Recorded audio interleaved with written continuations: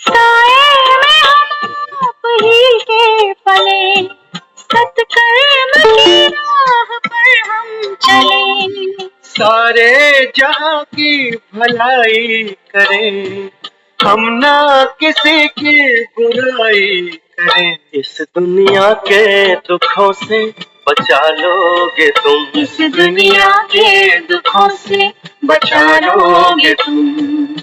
आशा हमें है, विश्वास है, हर मुश्किल से विधाता निकालोगे तुम। जीवन तुमने दिया है, संभालोगे तुम।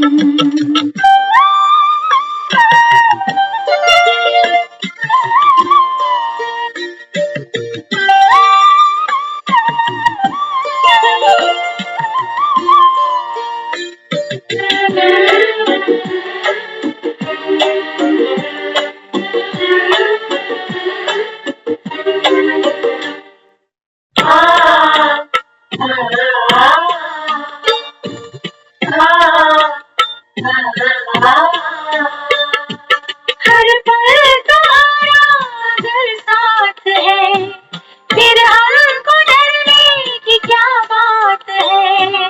कठिनाइयों से न हारेंगे हम, तुमको हमेशा पुकारेंगे हम। अपने गले से हमें भी लगा लोगे तुम, अपने गले से हमें भी लगा लोगे तुम। आशा हमें है, विश्वास है, हर मुश्किल से विधाता निकालोगे तुम। जीवन तुमने दिया है, संभालोगे तुम।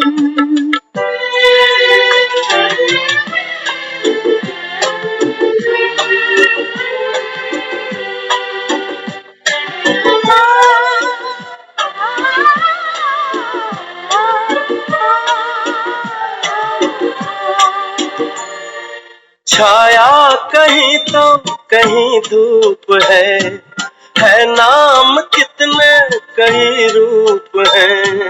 हर शय में तुम हो समाये हुए, हम सब तुम्हारे बनाए हुए। हम जो रूठे कभी तो मना लोगे तुम, हम जो रूठे कभी तो मना लोगे तुम।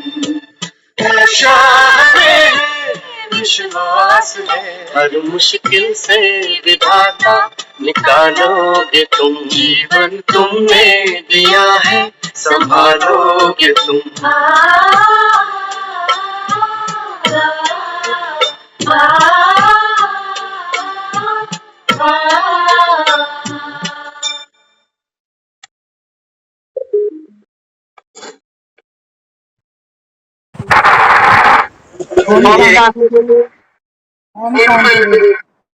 सभी को ओम शांति। जीवन तुमने दिया है, संभालोगे। ये प्रार्थना है या ऑर्डर है?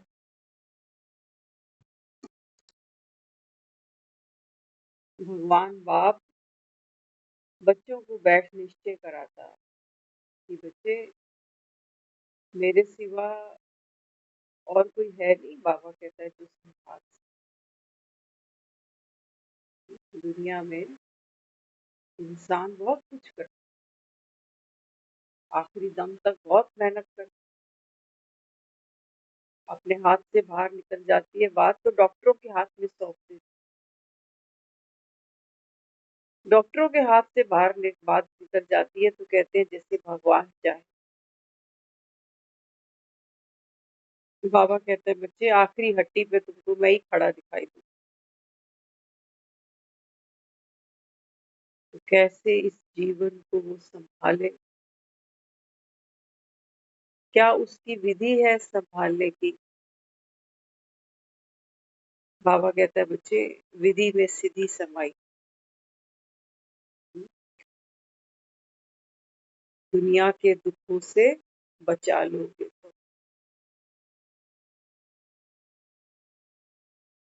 आज की जो मुरली हमने पढ़ी उसमें ये प्रश्न किया गया मम्मा से कि मम्मा, जैसे ऋतुएं बदलती हैं, सर्दी, गर्मी, बरसात, पतझड़, फर्क है ना हर ऋतु के अंदर अपना।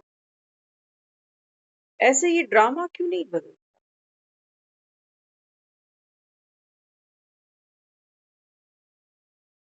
ड्रामा हूबहू रिपीट होता है। और अगर रिपीट हो ही रहा है तो हमारे बिना चढ़े भी चढ़ती कला हो ही जाएगी। जो जो देवी देवता बना होगा वो बन ही जाएगा। फिर हम पुरुषार्थ क्यों करें? चढ़ने का पुरुषार्थ है, जो चढ़ेंगे तो उतरेंगे जरूर।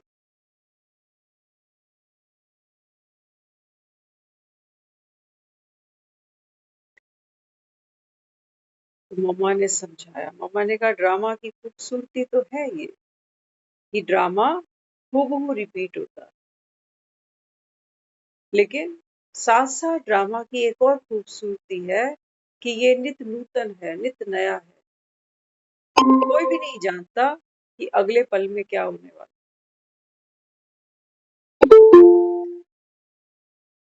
और जहां तक पुरुषार्थ की बात है,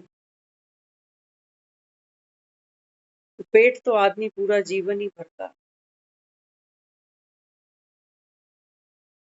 मम्मा कहती कभी इंसान ये नहीं कहता कि रोज रोज खाना, रोज रोज कमाना आखिर कब?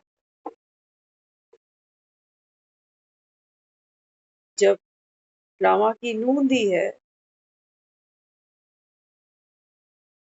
तो फिर पेट में अपने आप आकर रोटी पड़ जाए।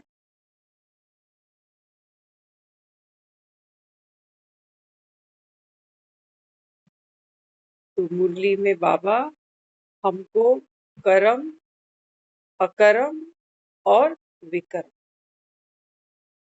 इनकी गुह्य गति समझा।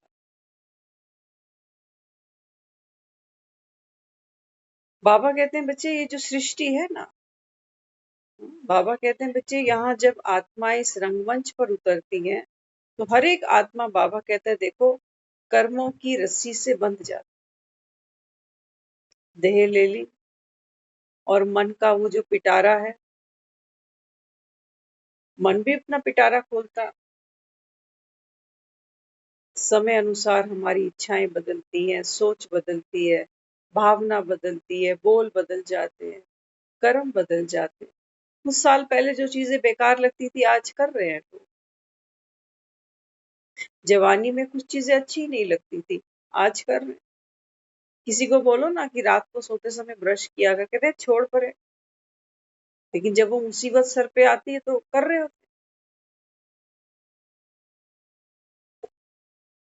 तो बाबा समझाता है, बाबा कहते हैं बच्चे बिना कर्म के, हाँ, बाबा कहते हैं बच्चे ये यात्रा संभव नहीं।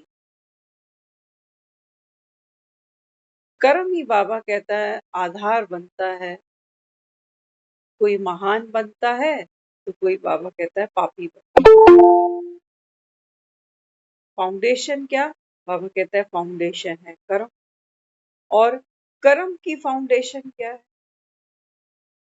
बाबा कहता है अभी तो कलयुग में सारी दुनिया है। बाबा कहता है कलयुग में कर्मों का जो फाउंडेशन है वो है ये विकार। मंदिर में जाके पाठ पूजा भी करते हो तो भी कोई लोभ, कोई लालच, कोई स्वार्थ, कोई डर, वो खींच के ले जाता है मंदिर। बिना विकारों के, बाबा कहता है, तुमसे पूजा भी नहीं होती कलयुग।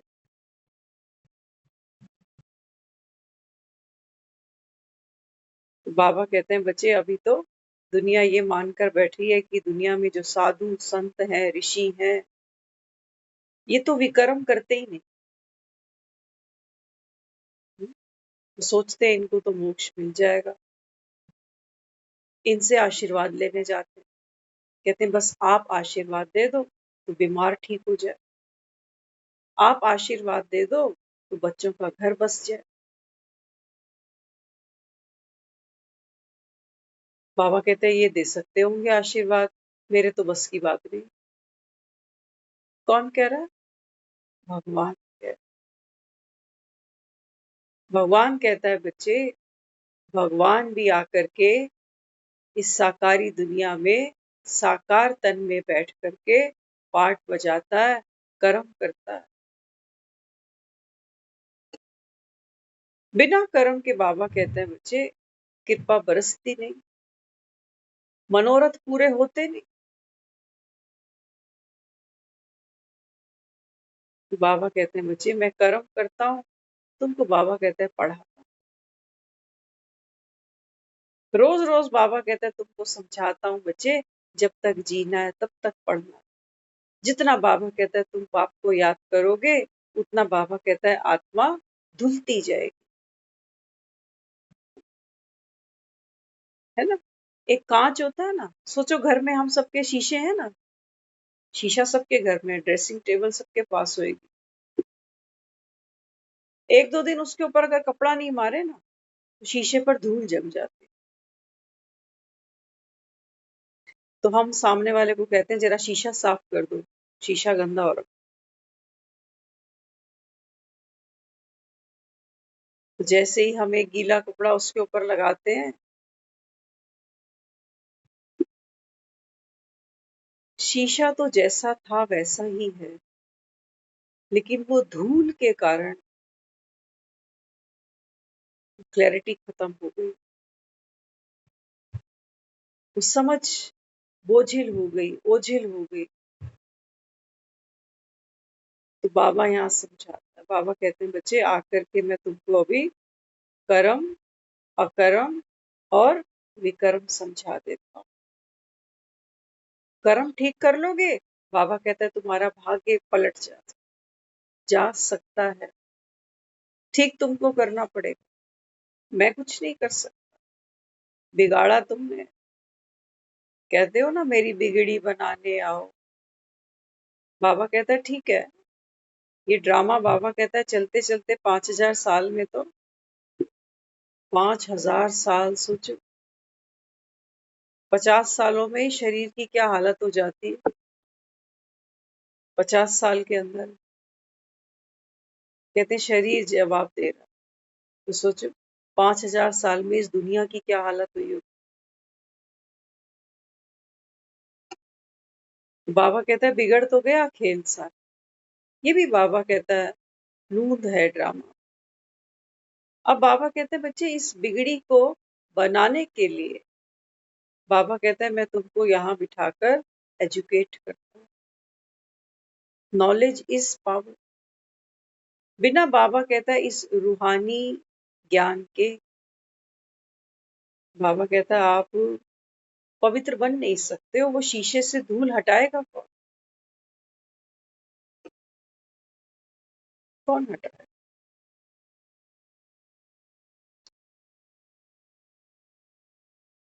शीशा देखना कभी भी,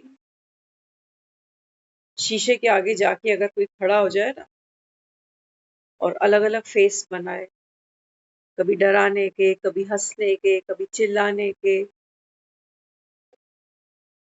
जितनी भी देर कोई शीशे के आगे खड़ा रहे, कितना ही कुरूप हो या कितना ही कोई सुंदर हो, शीशा उस परछाई को, उस प्रतिबिंब को अपने भीतर कभी नहीं लेता। ये ब्यूटी है शीशे। जैसे ही कोई सुंदर व्यक्ति शीशे के आगे से हट जाएगा ना, तो शीशा खाली हो जाएगा, फिर उसमें कुछ दिखाई नहीं देगा। जैसे ही आप सामने आ जाओगे, लगेगा एक इंसान और सामने बैठा है, बिल्कुल मेरे ही जैसा। जैसे मैं हाथ उठाता हूँ वो भी उठाता है, जैसे मैं दिखाई देता हूँ ऐसे वो भी दिखाई देता है। तो बाबा कहते हैं बच्चे आत्मा, बाबा कहता है आईने के समान। आत्मा ही बाबा कहता है वो बीज है, वो आईना है, जिसमें बाबा कहता है एक व्यक्तित्व छलकता है ना। किसी की अच्छाइयाँ, किसी की बुराइयाँ दिखती है ना। क्यों दिखती है? बाबा कहते देखो, आत्मा आईने के समान, तुम्हारे जो भी संस्कार हैं, अच्छे हैं चाहे बुरे हैं, बाबा कहते हैं, लेकिन आत्मा पवित्र। अच्छे अनुभव आत्मा को महान नहीं बना सकते और बुरे अनुभव आत्मा को पतित नहीं बना सकते। जैसे शीशा, जैसे शीशा, सो सिंपल। तो शीशा कुछ भी अपने अंदर लेता ही नहीं। आप शीशे पे दूध का एक गिलास फेंक दो, आप शीशे पे एक पानी का गिलास फेंक दो, शीशे के अंदर कुछ नहीं जाने वाला।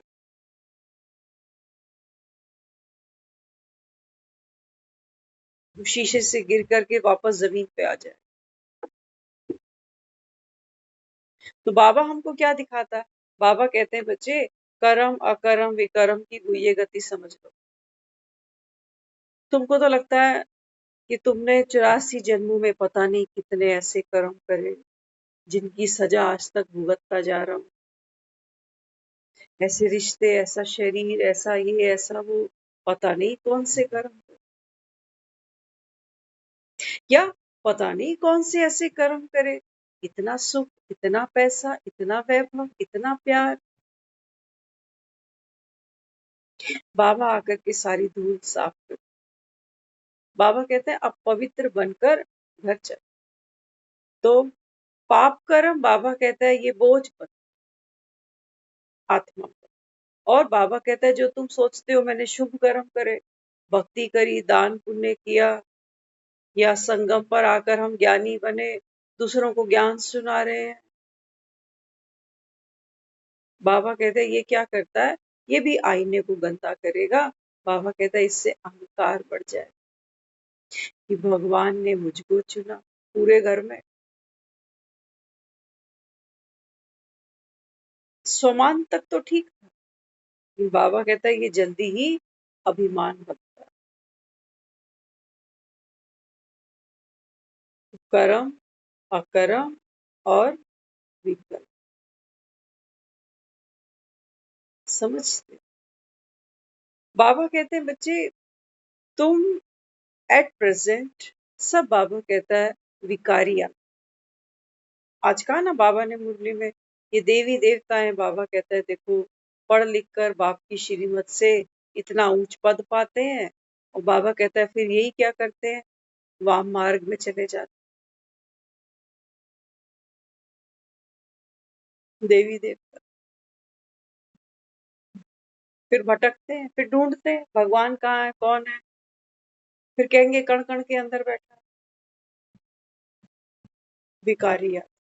तो भिखारी मतलब मोटा मोटी सिर्फ वो नहीं कि काम क्रोध लोभ मोह अहंकार,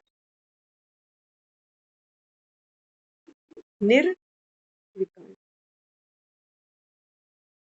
बाबा कहते हैं बच्चे जैसे ही ये शीशा कैमरे की रील का काम करने लगता है ना, कैमरे की जो रील होती है वो क्या करती है, सामने कोई खड़ा है, हंस रहा है, रो रहा है, नाच रहा है, जो भी कर रहा है, अगर कैमरे की रील ने क्लिक कर दिया तो फिर वो जो छवि है ना वो अंदर आ गई।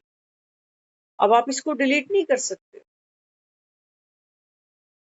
बाहर जो कुछ चल रहा था अब भीतर प्रकट हो गया, जबकि शीशे ने ऐसा नहीं किया था। बाहर जो चल रहा था वो बाहर ही था। शीशे के सामने बैठकर कोई घंटों रोले, शीशा उदास नहीं हो जाएगा। शीशा कभी नहीं कहेगा मेरा मूड खराब कर दिया, कब से रोए जा रहा है, रोए जा रहा है। या शीशे के सामने कोई हंसे, शीशा कभी नहीं कहेगा बस कर मेरा पेट दुख रहा है सस के, कभी नहीं कहेगा। तो बाबा कहते हैं बच्चे आत्मा विकारी बनी कैसे, विकर्म हुए कैसे? बाबा कहता है शीशे से आपने क्या किया, जैसे कैमरे की, बाबा कहता है तुम रील पर आ गए। बाहर जो कुछ हुआ है ना, बाहर क्या है, ये शरीर दिखाई दे, मन दिखाई नहीं देता, लेकिन मन बाबा कहता है वो कमांडर है जो कमांड करता है और शरीर वैसा वैसा करता जाता है। तो बाबा कहते हैं बच्चे, बाहर जो कुछ चलता है, बाबा कहता है वो आत्मा जब खुद को भूल बैठती है, अपनी पवित्रता को भूल बैठती है, ये सारा खेल बाहर, पाप भी बाहर है, पुण्य भी बाहर है, जन्म भी बाहर हो रहा है, मरण भी बाहर हो रहा है। आत्मा का तो कोई जन्म ही नहीं।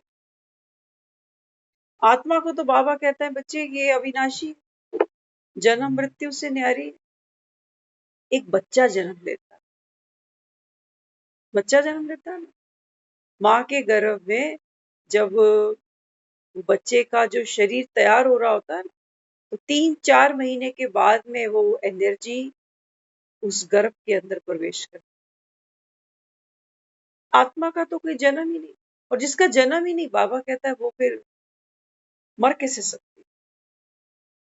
लेकिन हाँ, बाबा कहता है तुमने तो खुद को शरीर माना ना, बच्चा हुआ तो बधाई देते हैं, कहते हैं बेटा हुआ, बेटी हुई, तो शरीर के जन्मने की बधाई है और शरीर के छूटने का फिर दुख भी है। तो बाबा हमको समझाता है, बाबा कहते हैं बच्चे अभी तो सब विकारी बने हो, विकारी कैसे बन गए? बाबा कहता है सारे बॉडी कॉन्शियस हो। याद रखना, ये ज्ञान, बाबा कहते हैं बच्चे ये ज्ञान इतना इतना गुह्य है। हाँ, बाबा कहता है इतना पाक पवित्र है ये ज्ञान, जो बाबा कहता है जिसकी सोने जैसी बुद्धि होगी ना। हाँ, बाबा कई बार एग्जाम्पल में कहता है कि जो शेरनी का दूध होता है ना, वो सोने के बर्तन में रुकता है बस। हम कईयों से मिलते हैं, बातचीत करते हैं, बाबा को सब जान चुके, कोर्स कर चुके, लेकिन मुरलियां नहीं सुन, खुश हैं। वो कहते हैं नहीं, बाबा ने तो समझाया ना, बाबा कहते हैं ग्रस्त व्यवहार में रहो, खुश रहो बस। कान यहाँ से पकड़ो, उधर से पकड़ो, बात वही थी बस, है ना। ये बाबा नहीं जानने से पहले, संगम नहीं जानने से पहले, हम भाग तो खुशी के लिए ही रहे थे कि ऐसा क्या करें जीवन में कि खुशी मिल जाए, है ना। तो बाबा कहते हैं बच्चे ये ज्ञान पाक है, पवित्र। बाबा समझाता है, बाबा कहते हैं बच्चे ये जगत का खेल तो खेलना था, कर्म तो तुझको करना ही था, रोल तो निभाना ही था बाबा।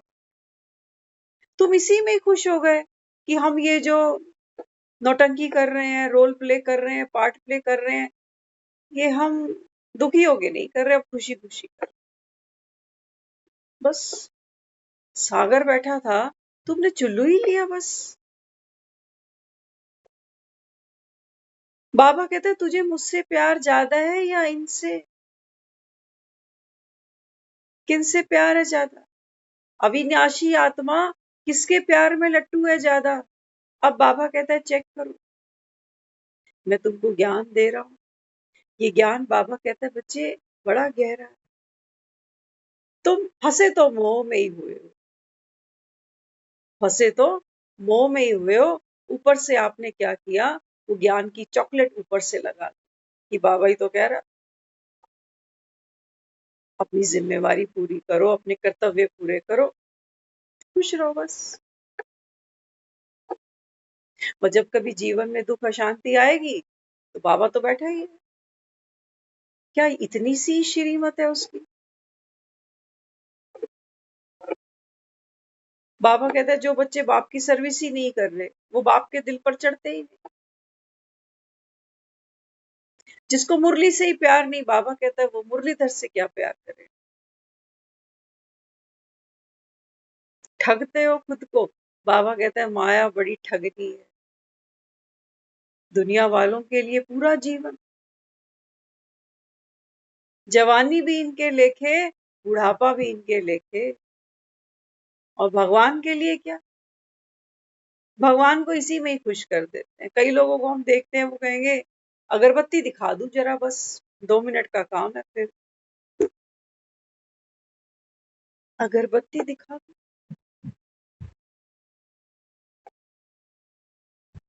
ये सर्विस मांग रहा है वो हमसे। कि बस मुझे अगरबत्ती 2 रुपए की जला दिया कर, बाकी गारंटी मैं उठाता हूँ कभी तेरे जीवन में दुख नहीं आएगा, तू अगरबत्ती मत भूल जाइयो मरते दम तक, एडवांस डब्बा मंगा के रखियो। इतनी सी बात है बस। बाबा कहते हैं तेरा जन्म, इसको बाबा कहता है मैं, ये कोड़ी जैसे जा रहा है बाबा, ये कोड़ी तुल्य जीवन है तुम्हारे, जिसमें बाबा कहता है बस ये शरीर ही तुमको दिखाई देते हैं, ये परिवार है बाबा कहता है हद में, इसी में ही बाबा कहता है जैसे मेंढक टर्राता है ना, इसको खुशी कहते हैं। मेंढक भी टर्रा लेता है जब बारिश आ रही हो, तो जैसे ही बारिश खत्म होती है मेंढक पता नहीं कहाँ चले जाते। बाबा कहते हैं बच्चे कहीं आपकी खुशी भी तो ऐसी नहीं,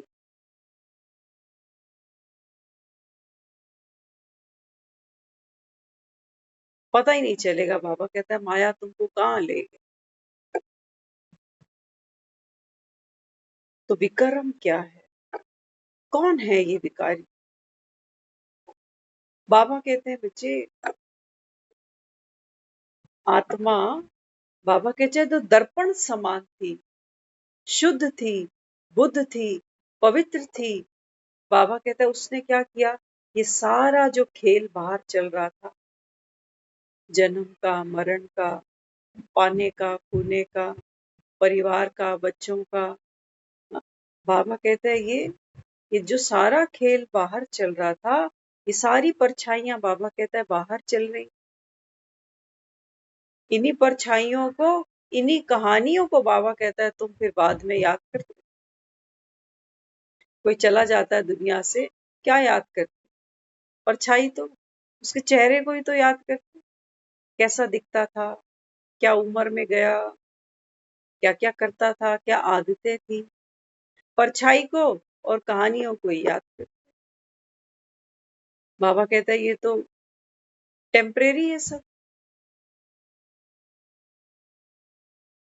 अविनाशी आत्मा। बाबा कहता है आप खुद को आत्मा समझे ही नहीं, खुद को आत्मा समझते तो बाबा कहते हैं बच्चे आपके अंदर वैराग्य पनपता, मोहब्बत तो तुमको अभी भी चार दीवारी से। अपने बाबा कहता है इन हद के सुखों में ही, दुखों में ही बाबा कहता है आत्मा जैसे लिप्त हुई पड़ी। सुख आते हैं तो फूले नहीं समाते हो, दुख आते हैं तो रो लेते हो, कंधे ढूंढ लेते हो, थोड़ी पाठ पूजा बढ़ा देते हो। बाबा कहता है मैं जो तुमको समझा रहा हूँ बच्चे, विकार कहाँ हुआ तुमसे, कहाँ विकार हो गया? बाबा ने कहा बच्चे जो तुमने बाहर खेल खेला, मम्मी बनकर, पापा बनकर, बहन बनकर, ननद बनकर, भाभी बनकर, जो भी बाबा कहता है आपने पाठ खेला, बाबा कहता है ये तेरी सत्यता नहीं थी,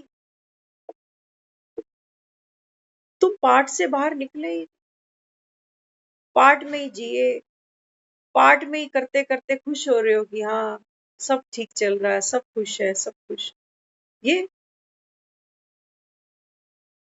असली खुशी बाबा कहता है बच्चे ये कहानी और परछाई के पीछे पड़ी है।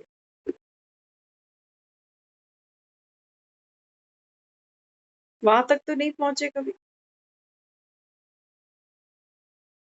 वहां तक तो नहीं पहुंचे। तो विक्रम क्या बना? बाबा कहता है आप शीशा छोड़कर जैसे कैमरा बन गए, कैमरा बन गए बाबा। और ये खेल ऐसा रचा है, बाबा कहता है हर पल बदलता जा रहा है, हर पल हर सेकंड ड्रामा बाबा कहता है झूम मिसल आगे बढ़ता जा रहा है। और तुम बाबा कहते हैं जो सुख देख बैठे हो, सोचते हो बस ये रुक जाए, क्योंकि कैमरा है ना, कैमरा तो फिर पकड़ता है छवि, वो डिलीट करना कैमरे के बस की बात नहीं है।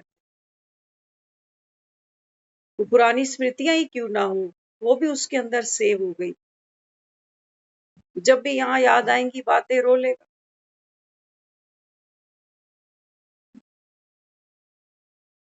तो बाबा कहते हैं बच्चे ये है आपका विकारीपन, जो आत्मा दर्पण समान निश्चल थी, कोरी थी, बाबा कहता है वो देखो, ये पाठ खेलते खेलते हद के बाबा कहता है रोल को निभाते निभाते बाबा कहता है कितना क्लिक करती जा रही। अब बाबा कहते हैं बच्चे अब क्या करना पड़ेगा, आप साक्षी होके देखो बाबा। यही बाबा कहता है तुम्हारा स्वधर्म। यहीं से बाबा कहता है तुम्हारी याद की यात्रा शुरू होती है साक्षी की सीट पर बैठने से, यही पूरी हो जाती है और तुम्हें कुछ करना ही नहीं। कहाँ जाना तुम, कौन सा मूल वतन, कौन सा शांति था। बाबा कहते हैं साक्षी में सब समाया। साक्षी बाबा कहता है मोक्ष, छूट गया हर दुख से, हर सुख से, हर चाहना से। अब देखता है बस कि सोने के मृग भाग रहे, लेकिन साक्षी उठकर उनके पीछे भागता नहीं।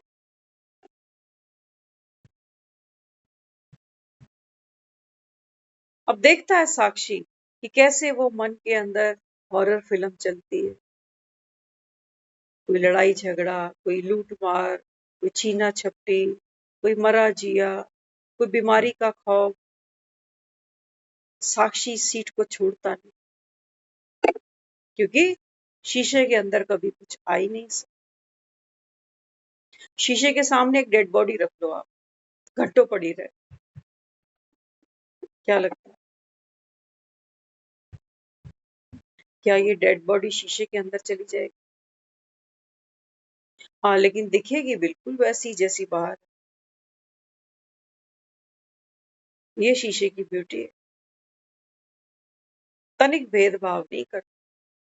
जिस कपड़े में बाहर कोई बैठा होगा वही रंग वही रूप ये शीशा दिखाने की ताकत रखता है। बाबा मुझे ये दिखाता है। बाबा कहते हैं बच्चे आप अपने 5 स्वरूपों का अभ्यास करो। सामने कौन है? बाबा कहता है शीशा। देखो बाबा कहता है शीशे के सामने तुम्हारे 5 स्वरूप। पहले कौन आ गया? बाबा कहता है ज्योत स्वरूप आप कौन हो? ये दर्पण। दर्पण के सामने बाबा कहता है आपके 5 स्वरूप आते हैं और जाते हैं। ड्रामा चलता रहता है, युग बीतते जाते हैं। बाबा कहते हैं तुम्हारे स्वरूप बदल जाते हैं, लेकिन ये दर्पण केवल साक्षी है। सिर्फ वो मुझ आत्मा को जो दर्पण के समान है, माना बाप के समान है, वो मुझको केवल स्मृति दिला रहा है कि देख तू निराकारी आत्मा है, बाप समान है। और देख कैसे कैसे तू ब्राह्मण बनता है, फिर फरिश्ता बनता है, फिर देवता बनता है, फिर तू पूज्य बनता है, फिर तू पुजारी बन जाता है। लेकिन ये 5 स्वरूप ये मेरा सत्य नहीं है। हर चीज जो बदल रही है वो आत्मा का सत्य हो ही नहीं सकता। आत्मा नित्य है। बाबा कहते हैं बाहर सब खेल बदल रहा है। अभी बच्चे आए थे 40-50 साल पहले, अब बूढ़े होते जा रहे हैं, कोई जवान हो रहा है, कोई शरीर छोड़ रहा है। बाहर बाबा कहता है खेल बदलता जा रहा है, लेकिन आत्मा ये समझते हो खुद को? क्या कहते हैं हम? कहने में पता है हम क्या कहते हैं आज भी? मैं ब्राह्मण स्वरूप आत्मा, है ना? इसका मतलब कि मैं आत्मा, ये जो ब्राह्मण के अभी स्वभाव संस्कार है ना, इनके साथ अपना पार्ट खेल रही हूँ। लेकिन ये भी मेरी सत्यता नहीं है, तभी तो माया बीच में प्रवेश कर जाती है। माया प्रवेश करती है तो उल्टा काम करते हैं। फिर ये कैमरे की रील बन जाता है, दुखी हो जाता है। ये कहता है मेरे अंदर ये भी है, मेरे अंदर वो भी है, ये भी है, वो भी। ये शीशा बनी ही नहीं। बाबा क्या कहता है? बाबा कहता है आत्मा पवित्रता, बाबा कहता है ये सुखों की जननी है। जननी माना जन्म देने वाली। किसकी जननी है? सुख और शांति की। तो सुख और शांति क्या है बच्चे? माँ कौन है? पवित्रता। बाबा कहते हैं बच्चे ये जो आत्मा है ना, दर्पण के समान बाबा कहते हैं। कोई भी अंदर नहीं जा सकता। बाबा कहता है तुम्हारी माँ जिसने तुमको जन्म दिया, तुम्हारा पति जिसने 7 फेरे लिए, वो बच्चे जिनको तुमने डिलीवरियां करा करा के जन्म दिए, बड़े किए, शादियां कराई, ये सारा खेल बाबा कहता है देख शीशे के बाहर चलता है। और आत्मा, आत्मा बाबा कहता है जब ये देह छोड़ती है ना, तो तुम्हारे पास केवल, बाबा कहता है छाया रह जाती, आत्मा निकल जाती। लेकिन अभी क्या हो रहा है, क्यों हम खुद को बार बार विकारी विकारी विकारी, पतित पतित पतित करते जा रहे हैं? क्योंकि अभी हम अपने इस एक्चुअल स्वरूप से अनजान है। आज भी जब कोई मरता है तो हम कहते हैं कि कौन मरा, हम किरदार की बात कर रहे हो, उसका नाम लेते हैं कि इतनी साल की उसकी उम्र थी, रिश्ते में ये था, बड़ा था, छोटा था, है ना? तो किरदार को ही क्या करते हैं, स्वाहा कर दे। बाबा कहते हैं बच्चे, आत्मा के लिए कह तो दिया तुमने कि आत्मा को शांति मिले, लेकिन बाबा कहता है जब तक तुम शीशा नहीं बनो, जब तक आकर के मैं ये धूल ना झाड़ू, तब तक बाबा कहता है बच्चे, कोई अमरपुरी जा नहीं सकता जिसको स्वर्ग स्वर्ग स्वर्ग कह के याद कर लेते हो। आत्मा भी बेचारी देखो वो धूल के साथ ही शरीर छोड़ती है, मेरे बच्चे, मेरा घर, मेरा परिवार, मेरी जिम्मेवारी, तो भटकती है आगे फिर। क्यों? क्योंकि वही संस्कार, वही सोच, वही वृत्ति वो अपने साथ ले गई। ये है हमारा सूक्ष्म शरीर। जैसे शरीर में वस्त्र पहनते हो ना, तो 2 तरीके के वस्त्र हम हमेशा पहन के रखते हैं। एक है आउटर, किसी ने साड़ी पहन ली, किसी ने सफारी सूट पहन लिया, सूट बूट पहन लिया, टाई लगा ली, किसी ने कुर्ता पजामा पहन लिया, किसी ने सलवार पहन ली, है ना? वैरायटी हमारे पास कपड़े हैं जो हम एक बाहर पहन, एक है इनर गारमेंट्स। बाबा कहते हैं बस तुम यही समझ लेना,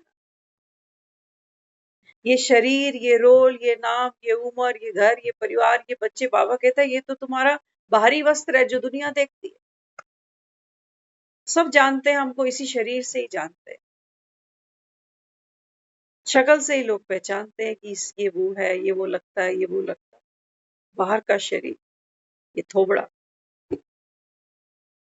और बाबा कहते हैं बच्चे एक है सूक्ष्म शरीर, इनर गारमेंट। वो क्या है? बाबा कहते हैं बच्चे वो आपका स्वभाव, आपकी सोच। सोच क्या है? हम तो खुद को शरीर मानते हैं। कोई पूछे कितने भाई बहन हो, तो ये याद नहीं आते क्या? माँ बाप क्या है, क्या करते हैं, कहाँ रहते हो, वो सारा खेल, ये है सूक्ष्म गारमेंट।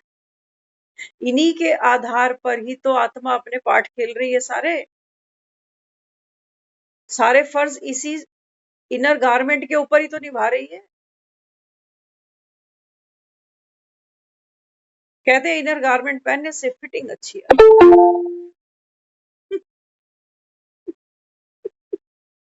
आदमी कंफर्टेबल फील करे। बाबा कहते हैं बच्चे ये सूक्ष्म शरीर है। बाबा कहते एक शरीर तो बाबा कहता है लोग अर्थी पे ले गए साथ, कफन उड़ा कर, इसकी बात नहीं करते। बाबा कहते हैं वो जो तुम सूक्ष्म लेके चले गए, अगली बार बाबा कहता है जब बच्चा बन के किसी और गर्भ में जाओगे, तो बाबा कहता है फिर इनर गारमेंट साथ ही ले गए, मैले कुचैले। आत्मा ने ये वस्त्र तो बहुत बार बदले हैं, कभी लड़का बनी, कभी लड़की बनी, लेकिन बाबा कहते हैं बच्चे वो इनर गारमेंट तुमने 5000 साल से चेंज नहीं करा, बदबू मारता है वो। तुम्हारा मैं और मेरापन, मेरा घर, मेरा परिवार, मेरे बच्चे, वो सोच नहीं बदली तुम। तो बाबा कहता है वो तुमको दुख देगी फिर। ऐसी आत्मा बाबा कहता है सतयुग में नहीं जा सकेगी, जो खुद को शरीर माने बैठी है, जो 2 बच्चों में उलझी पड़ी है, जो घर की जिम्मेवारी, कर्तव्य बस इसी खेल में रची बसी बैठी है। बाबा कहता है अचानक खेल खत्म होगा। जब मृत्यु आती है ना इंसान की, ऐसी जैसे रिमोट का बटन दब जाता, तब क्या हाल होगा? क्योंकि जन्म जन्म यहाँ पर यही कैसेट चल रही है, सुबह से रात तक हम यही सब करते हैं, डूइंग डूइंग डूइंग। माँ बनकर क्या करना है, बहन बनकर क्या करना है, बीवी बनकर क्या करना है, पति बनकर, भाई बनकर क्या करना है, हम डूइंग में ही सारा खेल खेलते जा रहे हैं। बाबा कहते हैं अचानक ये जब कैसेट रुकेगी तब क्या करेगा? कई बारी मृत्यु से पहले भी प्री बोर्ड आ जाता है, लोग भाग भाग कर अपनी जिम्मेवारियां पूरी कर रहे हैं, सब माँ बाप ये वो सब लगे पड़े, करना ही पड़ेगा ना, कर्म तो करना ही पड़ेगा। बाबा ने आज कहा है कर्म 2 प्रकार के, सुनते हैं क्या सुनाता है आगे। तो बाबा कहते हैं बच्चे कई बारी कर्म तो तुमको पता है कि कर्म नहीं करेंगे तो पैसा नहीं आएगा, पैसा नहीं आएगा तो सुख कहाँ से आएंगे। तो कोलू के बैल बनकर बाबा कहता है तुम करते जा रहे हो, करते जा रहे हो। कई बार जीवन में ऐसा एक रिमोट कंट्रोल का बटन दबता है कि आदमी अब कमाने जोगा नहीं बचा, हालांकि उम्र कम है। तब जब तुम बिस्तर पे गिरते हो ना, तो तुमको बीमारी भी तकलीफ दे रही होती है और साथ साथ में कि कमाने वाला ही बैठ गया। दुख पाता है आदमी, बीमारी की भोगना तो अलग है, मानसिक जो पीड़ा है। अमेरिका की लोग बात करते हैं, कहते हैं अमेरिका के अंदर 4 में से हर 3 आदमी डिप्रेशन में। क्यों? इतना पैसा है अमेरिका में, लोग फिजिशियंस को की ज्यादा जरूरत नहीं है उनको, लेकिन मेंटल डिसऑर्डर, डिवोर्स ही डिवोर्स, परिवार में बच्चे, वो माँ बाप नहीं जानते, बच्चे जो है वो माँ बाप की जिम्मेवारी कुछ भी नहीं, वो सरकार उठाती है सारी। गवर्नमेंट पॉलिसीज जो है ना अब्रॉड में वो ऐसी है कि जैसे ही आपकी एक एज होगी तो सरकार आपको लुक आफ्टर करेगी, क्योंकि लिमिटेड वहां पर पॉपुलेशन है, वो लोग मैनेज हो जाते हैं। अब यहाँ तो ऐसा है सरकारी डिपार्टमेंट में बीमार एक होता है, उसके नाम पे इलाज दूसरा करा लेता है, भीड़ इतनी है।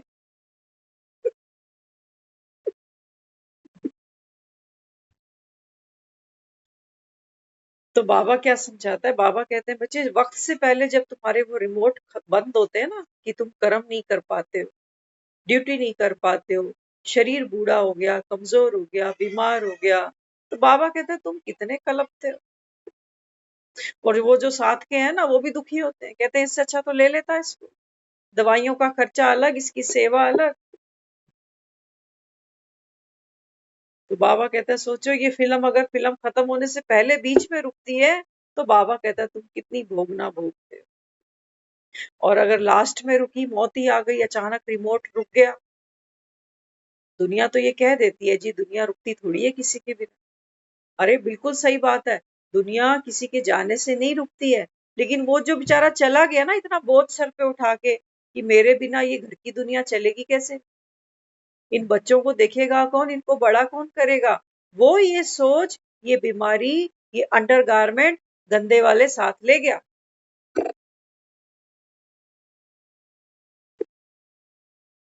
आपने देखा सुना होगा जब हम भागवत पढ़ते हैं तो उसमें एक ऐसा प्रसंग बताते हैं, कहते हैं श्री कृष्ण क्या करते थे, गोपियों के चीर चुराते।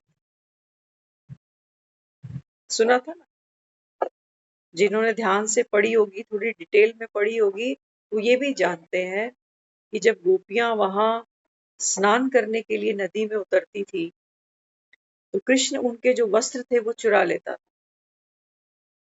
और क्या कहता था, मैंने पढ़ा हुआ है इसलिए मैं आपको कह रही हूँ, वहां ऐसा लिखा हुआ है शास्त्रों में कि कृष्ण उन गोपियों को कहता था कि पहले मेरे सामने इस सरोवर से तुम बाहर निकलो, बाहर निकलोगी तब मैं तुमको तुम्हारे वस्त्र दूं। अब सुनना, क्योंकि हमने वो सारी जो भागवत पढ़ी है ना, वो पढ़ी बॉडी कॉन्शियस होकर, मेल फीमेल को देखा है हमने कि कृष्ण तो एक लड़का है और वो सब गोपियां हैं, गर्ल्स। तो यहाँ गार्बेज है ना, तो ऐसा लगता था कि ये तो गंदी बात है, छी छी। ये कैसा भगवान है जो गोपियों के चीर भी चुरा रहा है और उनको कह रहा है कि निर्वस्त्र मेरे सामने पहले निकलो पानी से, तब मैं तुमको तुम्हारे चीर लौटाऊं। ये मैंने पढ़ा है प्रसंग, आपके साथ शेयर कर रही हूँ। कहते थे कुछ गोपियां थी, वो जब निर्वस्त्र आती है तो कोई भी फीमेल, आपको पता है, वो कुछ तो कुछ कोशिश करेगी छिपाने, है ना, मर्यादा है जैसी। तो कई गोपियां निकलती थी जब नदी से, तो वो अपने अंग को छिपाती।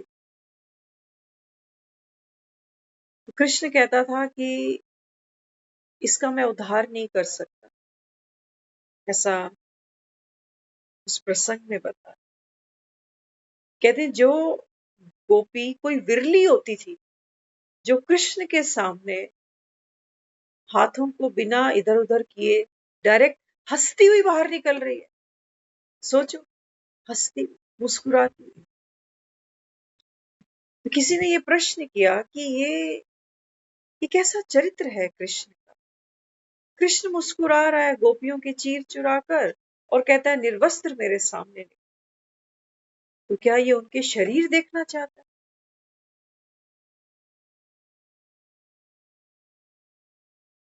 जो जितना बॉडी कॉन्शियस है वो उतना खुद को शरीर माने बैठा और वो छिपा रहा,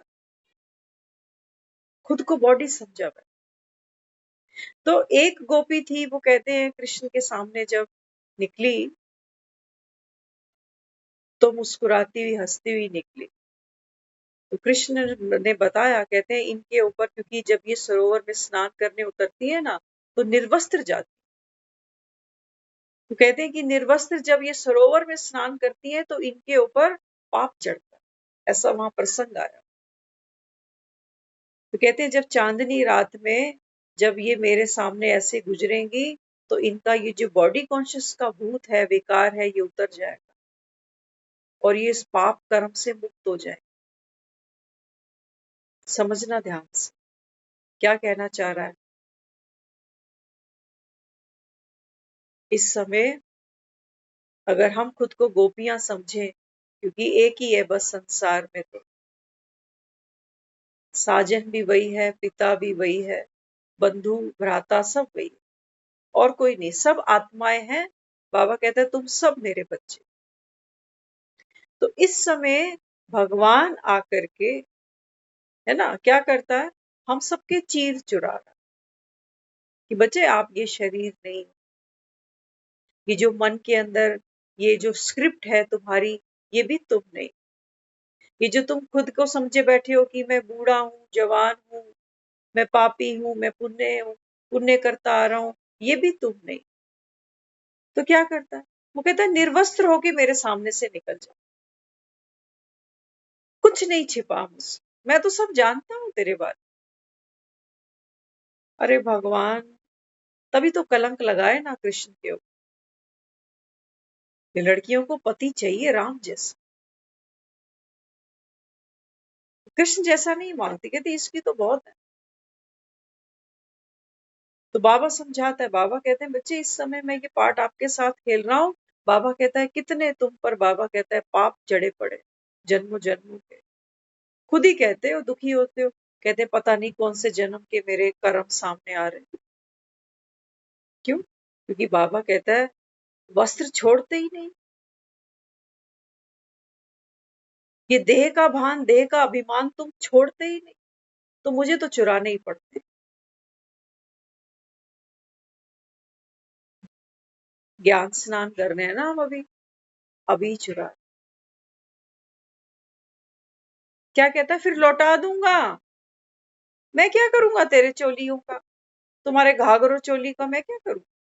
बाबा कहते बच्चे मैं क्या करूंगा तुम्हारे इन शरीरों का, तुम आदमी बनकर बैठे हो या औरत बनकर बैठे हो, बूढ़े बनकर बैठे हो कि जवान। बाबा कहते हैं मैं तुम्हारे इन वस्त्रों का क्या करूंगा, मैं तुमको लौटा दूंगा।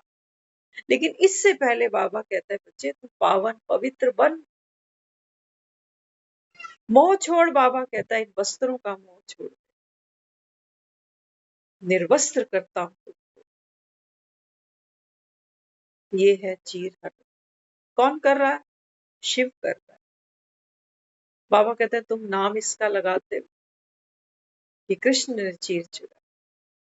बाबा कहते हैं नहीं, कृष्ण का, बाबा कहता है ये जो आत्मा है इसका भी चीर मुझे ही चुराना पड़ता है। ये भी बाबा कहता है देखो, संगम आने से पहले खुद को व्यापारी माने बैठा है कि सिंधी हूं मैं, व्यापारी हूं मैं, हीरों का व्यापार करता हूं। बाबा कहता है इसका भी चीर मैं चुराता हूँ। ये माने बैठा है मैं बड़ा भक्त हूँ विष्णु का, ये चीर मेरे को चुराने पड़ते हैं। तो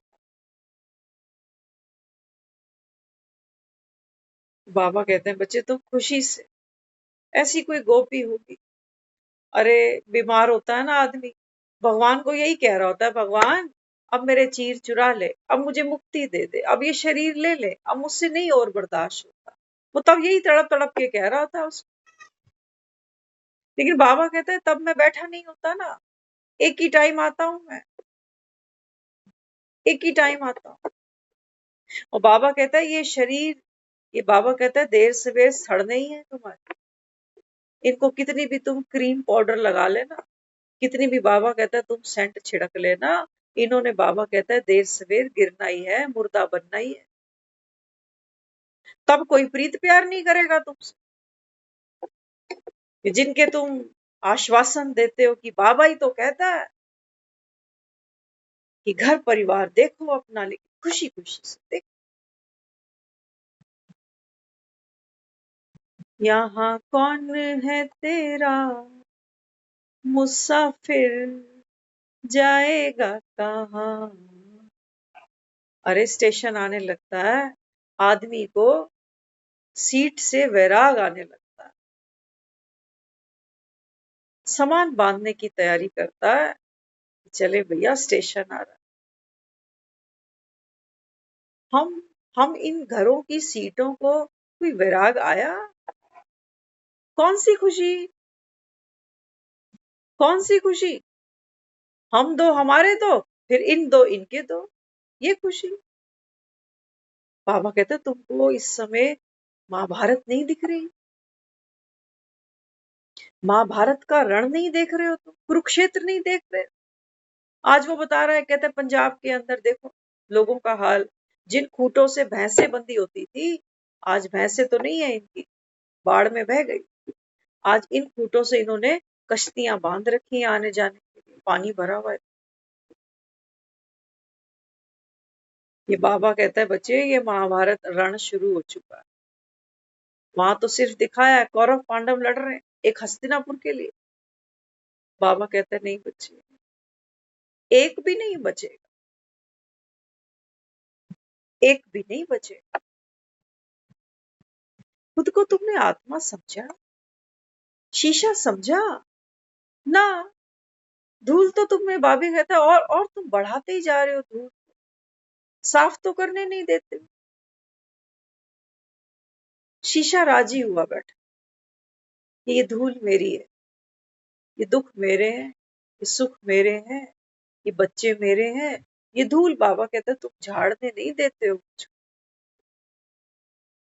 मौत बाबा कहता है आकर के, वो परिवार, वो बच्चे, वो पैसा, वो घर, वो मकान, इंच भर मकान नहीं हिलता, नहीं रोता ये कि मेरा मालिक मर गया। उस बेचारे को पता ही नहीं कि यहाँ 50 साल से रह कौन रहा, कौन सी खुशी।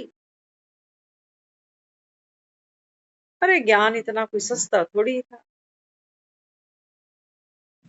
अविनाशी आत्मा है और विनाशी खुशियों को खुशी माने बैठी। वो कह रहा है घर जाना है, वो भूल गया, वो भूल गया।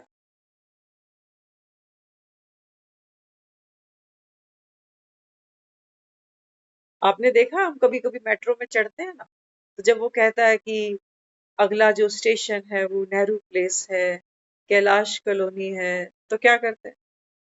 बैठे रहते हैं, भैया उतरना है उतरना है, साइड हो जाओ साइड हो जाओ साइड हो जाओ। बिल्कुल जैसे ही वो स्टेशन आया, सबसे पहले मुझे ही उतर साइड करते हैं कि किसी से कोई प्रीत प्यार नहीं, कितनी पुरानी सहेली हो, देखिए मेरा घर आ चुका है, मुझे उतरना पड़ेगा। हम हमें स्टेशनों की तो कोई परवाह नहीं है कि उम्र के कौन से स्टेशन पर आकर हम खड़े हुए हैं, अभी कितने और बाकी रह गए अभी, उसकी कोई परवाह नहीं है। हम इन्हीं के साथ लगे।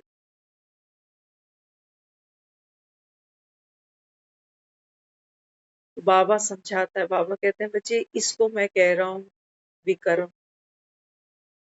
भूल गया तुमको घर जा, ये है विक्रम। और बाबा कहता है जब तुम फिर झूठी जीवन झूठी काया कोई जीते हो तो बाबा कहता है वहां तो फिर ये सिक्के चलेंगे, मुंह के सिक्के चलेंगे। तभी बाबा कहता है तुम स्टेशन की अनाउंसमेंट सुनोगे ही नहीं, मोह होगा, लोभ होगा, है ना, कि इतना सुख इन बच्चों से मिलता है, इतना प्यार इनसे मिलता है, ऐसे ही मिलता रहे, जाना नहीं है। भगवान भी कोई ट्रेनिंग दे रहा है जाने की, कि निकलना ऐसे यहाँ से जैसे शीशे के आगे से कोई चीज निकल जाती है, शीशा खाली नहीं हो जाता, शीशा रोता चिल्लाता नहीं है कि मेरा था ही क्या यहाँ, मैं तो ऐसे ही पूरा हम करते यही है जीवन भर, है ना। वैराग्य पता कैसे आता है लोगों के अंदर, वो दुखी होते हैं, कहते हैं हमने पूरा जीवन इनको दिया, घर को दिया, बच्चों को दिया, हमें मिला क्या, ये शीशे अभी भी नहीं बन रहे, ये कोई धूल साफ नहीं हो रही है। ये तो ये सोच लो कि शीशा गंदा था, कोई एक गंदा काला कपड़ा और ले आया जिसपे ऑलरेडी इतनी गंदगी लगी थी, उससे शीशे को साफ करने बैठ गया, कि हमें मिला ही क्या। और नाराज और दुखी और असंतुष्ट, ये गंदगी शीशा अंदर लेके बैठा। कहते हैं किसी के साथ अच्छाई करने का जमाना नहीं है, और गंदगी अंदर ले। बाबा कहते हैं बच्चे तू निष्कलंक है, निष्पाप आत्मा। तो विक्रम बाबा कहते हैं बच्चे देखो ऐसे तुम करते हो, है ना। और कर्म, कर्म समझ ले, बाबा ने आज कहा है कर्म दो प्रकार के हैं, समय देख रहे हैं। बाबा ने कहा कर्म दो प्रकार के हैं, एक अच्छा कर्म, एक बुरा कर्म। बाबा कहते हैं जब आप रावण राज्य में होते हो तो सब कर्म तुम्हारे बुरे हैं, समझ लेना। वो जो ज्ञान उठाते हैं अपनी रीति, अपनी समझ से, अपनी बुद्धि से। बाबा कहते हैं बच्चे बॉडी कॉन्शियस होकर के आप कुछ भी कर लो किसी के भी लिए, कोई कमाई नहीं है तुम्हारी, पिसते जाओगे, थकोगे भी सही, थोड़ी सी खुशी भी हो जाएगी कि चलो भाई इतनी मेहनत करके इतना मिल गया, इतना पैसा मिल गया, इतना परिवार मिल गया। बाबा कहता है सेकंड में जाते नहीं क्या लोगों की अर्थियों के पीछे, थोड़ी आंख खोल के चलने तो ज्यादा अच्छा होगा।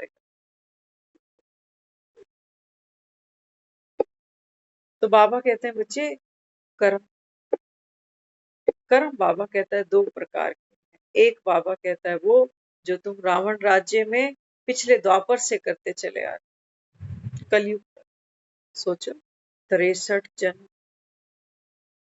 और बाबा कहता है एक है शुभ कर्म, जो बाबा कहता है तुम सतयुग में और त्रेता में करते हैं, समझना, शुभ कर्म। लेकिन अकर्म किसको कहते है ना।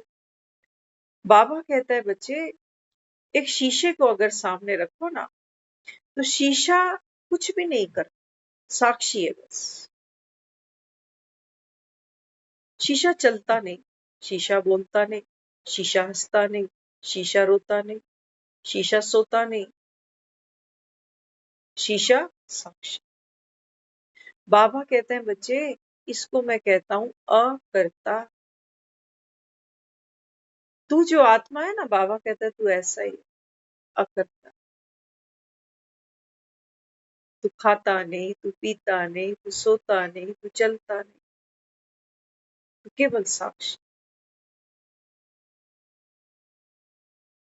तो हम सुनते थे, कहते थे जो देवी देवता होते हैं ना, उनके कर्मों की पहले तो लोग ऐसे कहते हैं जो देवी देवता धरती पे चलते हैं ना उनकी परछाई नहीं बनती, ऐसा मानते हैं, लेकिन ये सत्य नहीं है। शरीर तो एक ही जैसा है। बाबा कई बार मुरली में भी कहता है तो सभी मनुष्य, चाहे सत्युग के हों चाहे कलयुग के हों। फर्क तो बाबा कहता है सारा अंडरगारमेंट्स का पड़ता। उनकी सोच, उनकी वृत्ति, उनकी दृष्टि बदली हुई है, यही फर्क है बाबा। बाकी ये शरीर तो माँ बाप दे ही देते हैं बार बार, और मार्केट से हम कपड़े भी खरीद खरीद के अपनी चॉइस के पहन ही लेते हैं, इसकी कोई बड़ी बात थोड़ी है। बाबा कहता है लेकिन वो जो अंदर है उसका दर्शन, आत्म दर्शन तुमको कौन कराए? मेरे सिवा बाबा कहता है कोई करा नहीं सकता। तो भगवान इस समय क्या कहता है? मुरली बजाता जा रहा है और कह रहा है मेरे सामने निर्वस्त्र होके निकलो, मुक्त होते जाओ। बड़ा मुश्किल लग रहा है हमें, क्योंकि खुद को शरीर माने बैठे, छोड़ना ही नहीं चाहते। ये रोल, ये पार्ट, ये कर्तव्य, ये जिम्मेवारी, रात को इन्हीं के साथ सोते हैं तकिए पे इनको रख के कि सुबह इतने बजे उठ के जल्दी जल्दी जल्दी जल्दी ये करना है। कभी नहीं सोचते कि पता नहीं सुबह आंख खुलनी है कि नहीं खुलनी।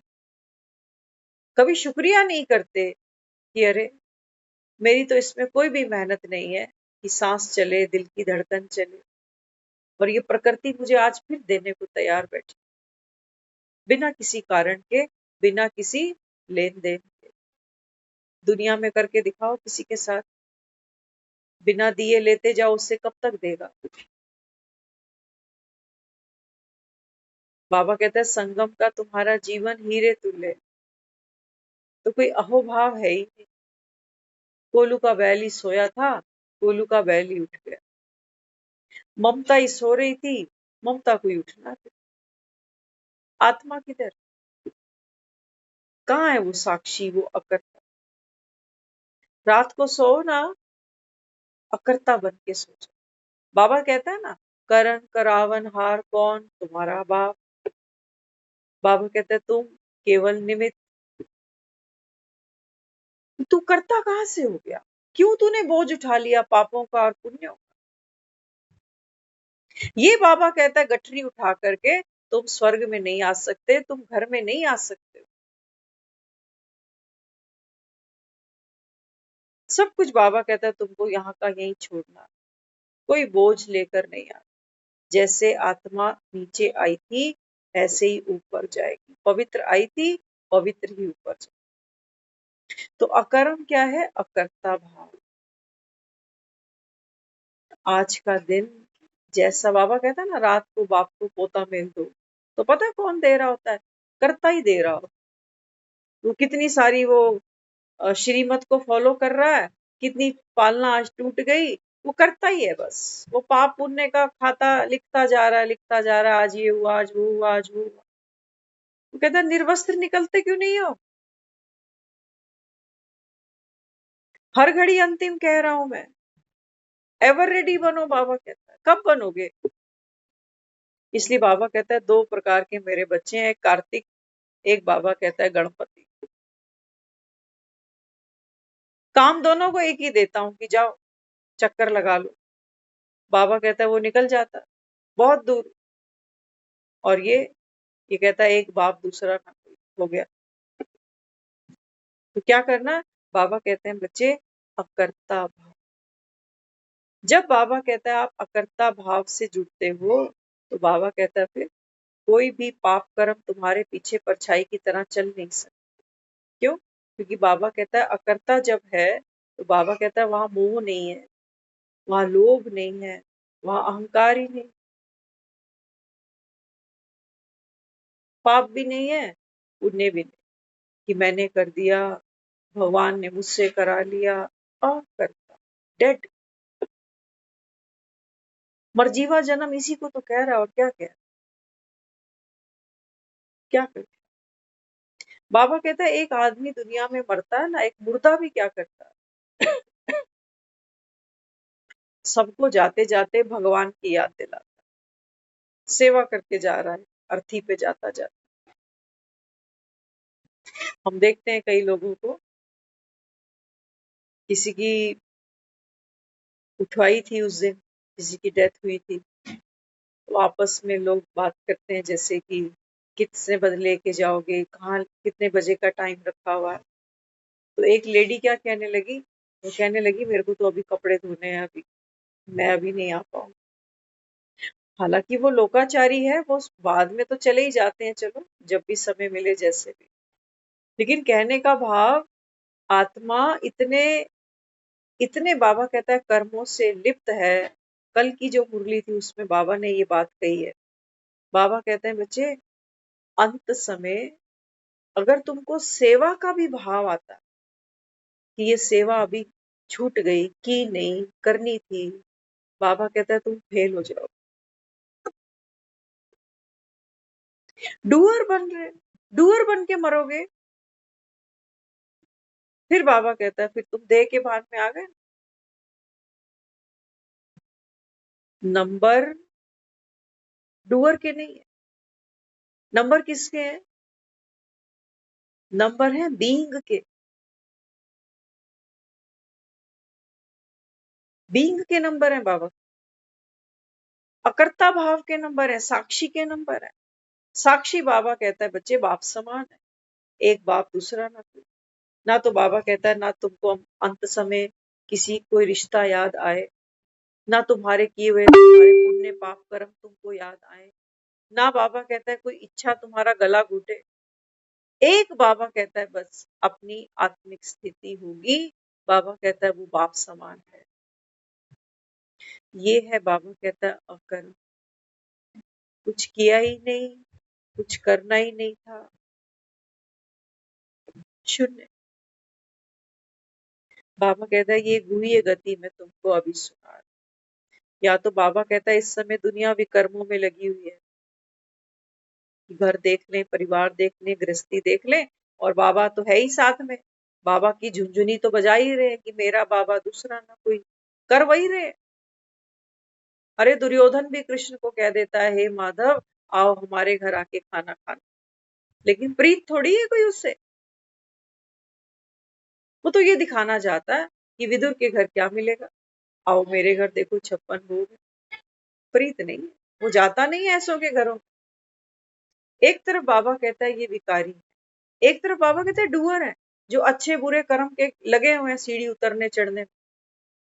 एक तरफ बाबा कहता है बच्चे अकर्म है, अकर्ता है।